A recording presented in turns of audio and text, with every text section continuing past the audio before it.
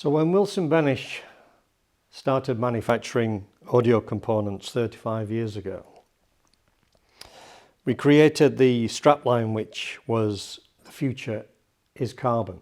And at that point in time, of course, there were very few carbon fibre products in the world. Where they were being produced was in Formula One racing cars and, of course, Ministry of Defence, where obviously performance and engineering demands are at the most extreme. Since then, of course, carbon fibre has slowly found its way into almost every single audio component that is manufactured today. So what I'm going to do is try to get across some of the reasons why we selected this material right at the very beginning, and not only used it in the sub-chassis of the Wilson Benesch Turntable, but then went on to introduce the Act 1 Tonearm, which is this very simple, elegant little design that I have here, which is one of the original Tonearms that was probably manufactured by myself many years ago. Now, as you can see, the Tonearm that is here is carbon fibre. This is the carbon fibre that we used back in the day. However, it has changed dramatically over the years. So why has it changed, and how has it changed? If we look at what carbon fibre is made up of, it's essentially a fabric, where in the most basic format it's a note 90, or in the even simpler, a UD. So if I take a piece of the fabric that has dropped onto the floor from the fabrics I'm going to show you in a moment, you can see in this toe, what is called a toe, there is a strand of carbon here. There are literally thousands of fibres, 6,000 fibres in fact in this particular toe. And each one of the fibres that you see, or you can't probably see from where you're looking at, but each one of these fibres is about the 25th the diameter of a human hair. And essentially the carbon fibre is just basically what it says. It is carbon fibre, in the sense that it is a fibre made up of carbon atoms. And it's this that gives the natural strength of the material. Everything that is grown on planet Earth takes carbon as its main structural component. So it is basically taking from nature what is the building block of strength in things which grow on planet Earth. So if for example one was to take a tree and look at how a tree has grown, which obviously has been growing on planet Earth for a very long time, a tree is made up of fibres in much the same way. And it is these fibres that impart what is in engineering terms described as anisotropic properties. So what are anisotropic properties? Well, anisotropic properties are basically, in materials, there are two kinds of properties. There's anisotropic and isotropic. And these two families of materials have completely different characteristics. So in this wood veneer that you see here, the fibres are all running in this direction, which imparts more strength as a result. If I bend it in this direction, it will split very easily because the fibres are weaker on the axis, whereas across the axis they impart a greater strength. And in plywood, of course, we do a note 90 orientation of the fibres to get strength in both axes. And similarly in carbon fibre we do the same. So in note 90 fabrics, as we have here, this is just a fabric that has been woven together in a note 90. You can see we have the typical appearance of carbon fibre, but in this case it's very easily distorted. As you can see, the fibres are moving across each other. In this carbon fibre that we have here, this is exactly the same kind of approach, note 90, but in this case it's been stabilised in order to make sure that the fibres stay in place rather than move around so easily.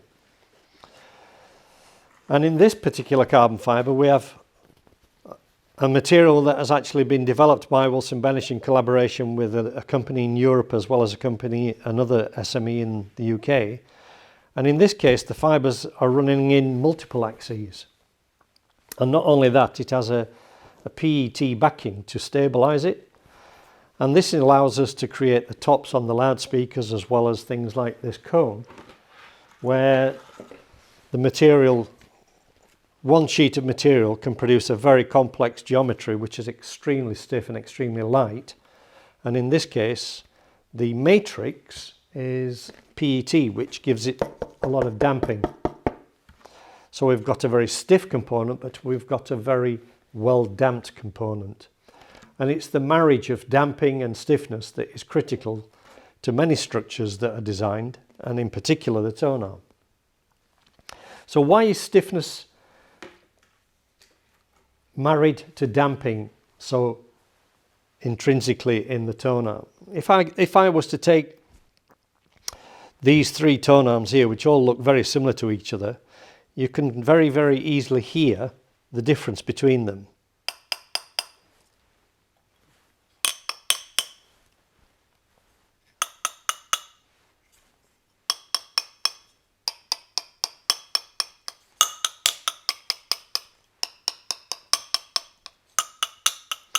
Now clearly this one is stiffer.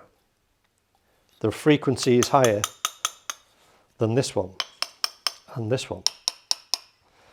So that although the shape and the general appearance is the same, it's obvious that by having different carbon fibres or different orientations, one can exert a completely different characteristic in the material in terms of its specific stiffness.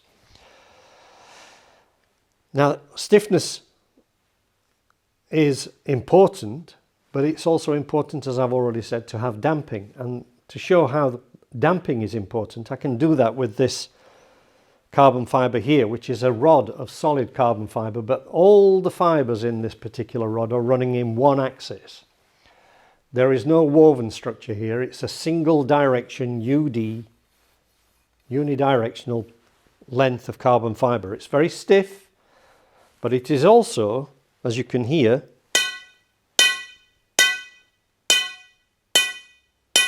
it's quite hard sounding because of the fact that it is resonating.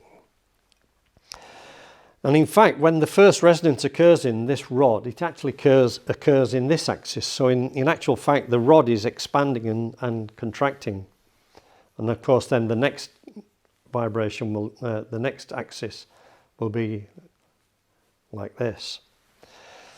So when I drop it, you can see it jumps up into the air because of the reaction and the excitation of the material. If I take some of the material redundancy out of this, in other words, the central core, which is not playing as big a role as it could do in creating the stiffness, I can create a lighter carbon fibre rod. And in this case, I've achieved a higher specific stiffness. In other words, the mass has gone down and the stiffness has gone up. You can hear this one is a lower frequency to this one. So it's very obvious that geometry is playing a very important part in lifting both the stiffness and lowering the mass of the structure. And if you can lift these, change these variables, then you can improve the first resonant frequency. You can elevate the first resonant frequency to a higher point. And it is in fact this what we're doing with the Tonearm. What we're doing is transitioning from a solid carbon fibre here at the head shell into a small diameter, which then increases as it goes along, much the same as a tree. And it's not a mistake that we've arrived at this geometry, because by increasing the diameter here we get much higher specific stiffness using geometry to achieve that. Now, another important factor in the design of this product is also to do with the directionality, as I've already referred to it. And in this case we have a helix we're not allowing the fibres to run directly from the head shell to the bearing. We're actually making the travel of energy much more tortuous. And in fact, in the construction of this, which has to be made by hand, the fibre which is laid up is very, very carefully orientated so as to give us 4 independent helixes of carbon fibre running down the length of the tube. So this makes it a much longer distance for the energy to travel, but also the carbon fibre that's passing over the other fibre is damping the energy during that long journey towards the opposite end of the structure. And it's this which increases the stiffness, the damping of the material, without adding any additional materials significantly. In addition to that, we're also using in the GRAVITON, an addition to the epoxy resin, which is graphene. It's a 2D material which isn't actually adding a great deal in terms of strength, but it does add a lot of damping to the epoxy resin that is used to join these fibres together. Not only that, but in the GRAVITON you can see there's a very complicated interface here with the titanium, which is actually mimicking the helix in the carbon to create what is a very complex transition between the carbon fibre and the metallic structure which we have got in the titanium. And this is very important because what happens in any structure which is transferring energy is the energy will travel until it meets another material that is different to it, much the same as a sea wave hitting the coastal region which is made of rock. The sea hits it and the sea is bounced back from where it came from. And it's much the same as that with solid materials. I can demonstrate that obviously with light. With a laser beam, you can see here it's passing through the air and you can't see it, but when it hits an object which is a totally different material, the energy is reflected back. Obviously at an angle it's now reflecting towards the lens, but if I hold it perpendicular to the direction of travel, it will go directly back to where it came from. And that is something that is very important in tonearm design, because obviously if you have a tonearm with a head shell that is detachable, then the energy that is going to be reflected at the junction of the head shell and the tonearm tube is going to be the first distortion that is heard as a result of reflections. And then the second one, of course, is at the bearing interface, where the energy will be reflected back down to the tonearm head shell and re-amplified by the cartridge. So controlling the energy in the tonearm is very important.